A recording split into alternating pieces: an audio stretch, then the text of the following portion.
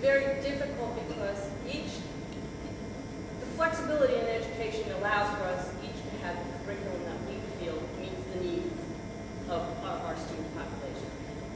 But every curriculum that comes to the table, to the Board of Ed's table, those teachers and those administrators have been out there looking at the other school systems to see where they are.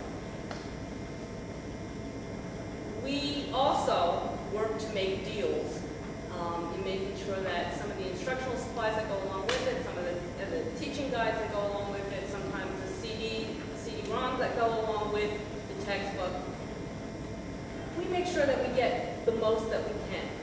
But it's very difficult to buy in bulk on that because we're not necessarily putting in the same Spanish book, or we're putting in a Spanish book that several other schools have done 2 years ago, 3 years ago, last year. So the curriculum keeps changing, and the textbooks keep changing and are updated, and every school is pretty much at a different spot in that. Is there a way to go from going forward, start some sort of type of informational sharing and curriculum sharing, so if schools do decide to go together to a new book, that you could do it? What I'm basically saying is, all the towns are in similar situations.